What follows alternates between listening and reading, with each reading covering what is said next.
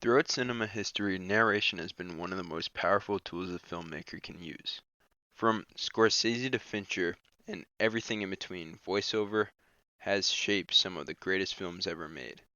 Whether it's used to dive into a character's mind, drive the plot forward, or manipulate the audience perspective, narration doesn't just tell a story, it elevates it. And in today's video, we're breaking down the three core ways directors use narration to make their films more compelling, more personable, and more unforgettable. Now, the first method in narration is storytelling. This is the classic use where the narrator looks back and guides us through the events of their life. One movie that does this beautifully is A Bronx Tale.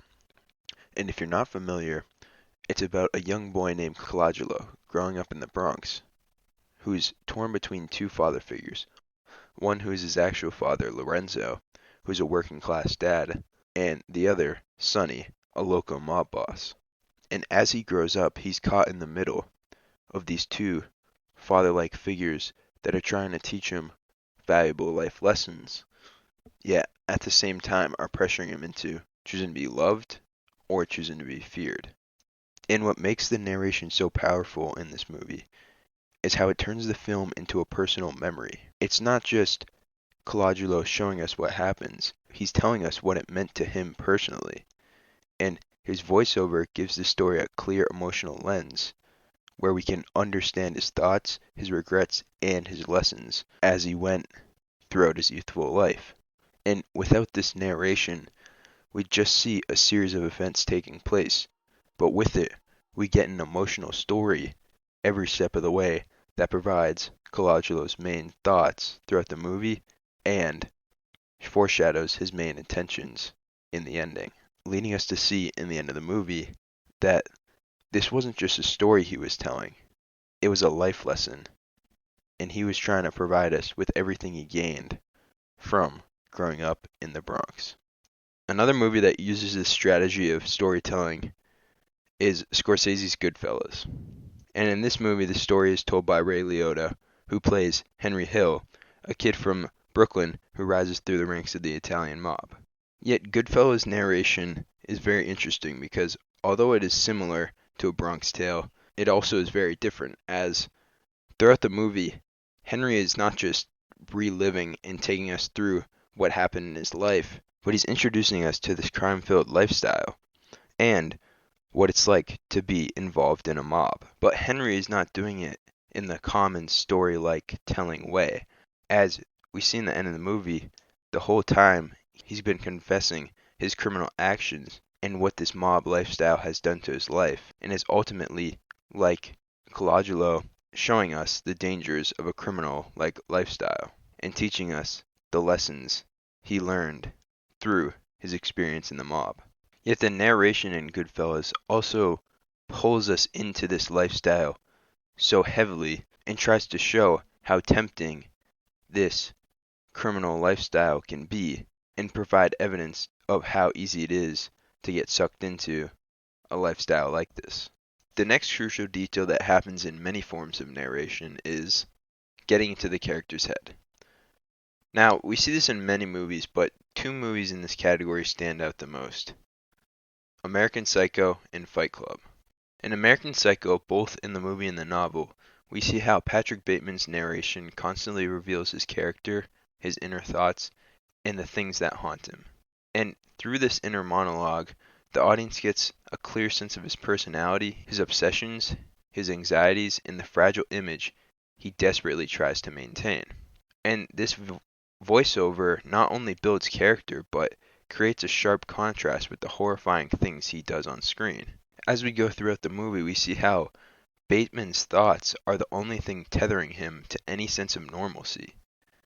And throughout the film, he is clearly overwhelmed by the pressure to meet expectations of his co-workers and upper-class peers. Yet, his narration exposes that pressure and shows us that what keeps him from being just a monster is his desperate need to fit into society, and that desperation becomes the one thread of humanity that he continuously clings to, as his narration ultimately gives him a sense of identity. And we see how obsessed he is with being seen, recognized, and accepted, especially when he's constantly being mistaken for people. And this identity crisis is what ultimately drives him to kill Paul Allen, as Bateman saw him as a superior, and because of this, in a jealous rage, tried to reclaim the control he felt he once had. And it's interesting because without this narration, Patrick Bateman would come across as nothing more than just another insane killer.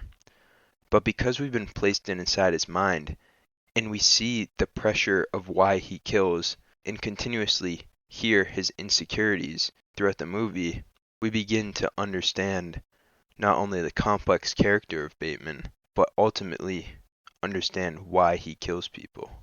And this is very important because it leads the audience to look at Bateman differently from the traditional horror someone has when they see a killer, but we gain a strange sense of sympathy throughout the movie for him. And we don't excuse his actions, but we begin to understand them.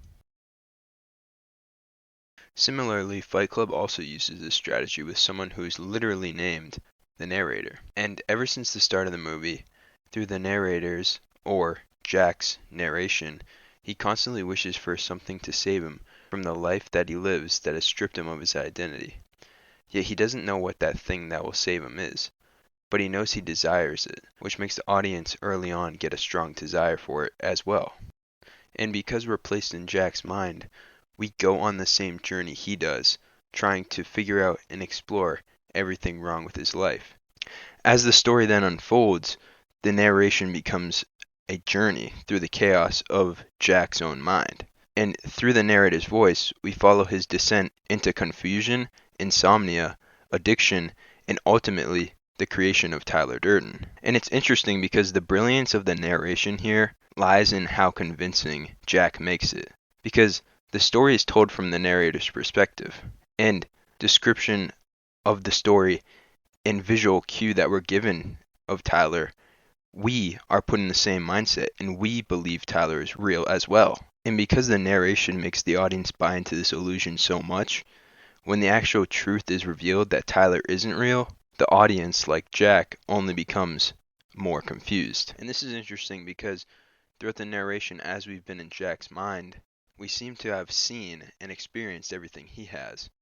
Yet, in reality, this is only one side of Jack because that's all we've been given access to.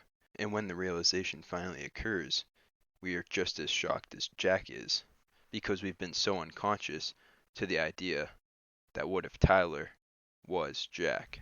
The fact that Tyler's not a separate person at all and that he's just a projection and a different side of the narrator that was carefully hidden from not just us, but Jack, allows for the misdirection of Fight Club to set in, leading to a perfect example of when narration was used to put the viewer in someone else's mindset, not to just tell the story better, but to divert and control the viewer into believing something that's utter nonsense. The third and final method of narration is self-justification. Now, in narrated films, two films that fit this category most and stand out are ones that are centered around a professional salesman. Now, the two movies I'm talking about are Boiler Room and Wolf of Wall Street. Now, if you haven't seen Boiler Room, here's a quick rundown. From the start of the movie, Seth Davis, a young college-age kid trying to make his underground casino work, he takes us through the pressure to make money and how deceivingly difficult making money actually can be, which right off the start makes the audience wonder how Seth will make his money. Seth's strained relationship with his father, who's an honest judge, also adds pressure to every choice he makes. Because Seth isn't seen as successful in his father's eyes, he feels judged and dismissed, which leads Seth to then join a stock brokerage firm that he later finds out to be illegally run, and upon finding out, he initially disregards it and continues selling. Yet through the narration, Seth frames his decisions as a result of pressure, not greed.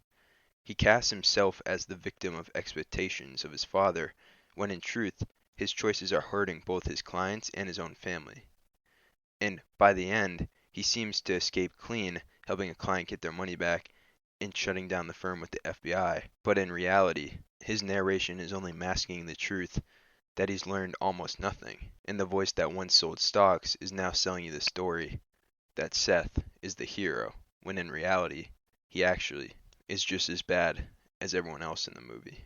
Another movie that does this really well is Wolf of Wall Street.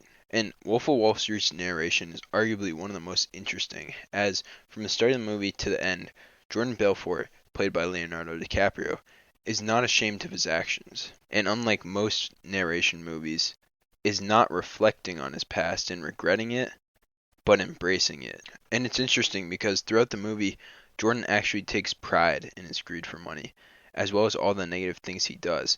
And through his narration, he shows his viewers that he is confident in all of the actions he's made and does not regret a thing he has done, which almost becomes admirable to the audience and almost sells them on not only this idea that Jordan is invincible, but also the idea to never regret anything you do. And due to Jordan's persuasive and convincing salesman-like charm, we see how he almost tempts the audience to desire everything he has and makes them want to do everything he has done, painting his life as almost perfect, even with the downfall that occurs in the movie. And as we see Jordan go through his seemingly perfect life, the viewer gets the same sense of invincibility and confidence that Jordan carries himself with throughout the movie, as through narration he is not only taking control of the mind of the viewer, but has sold them on the idea to never regret anything you do and to embrace greed to the fullest.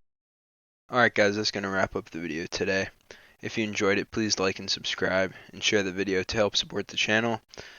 And I would love to hear your opinion in the comments section below. Thank you for watching, and see you on the next one.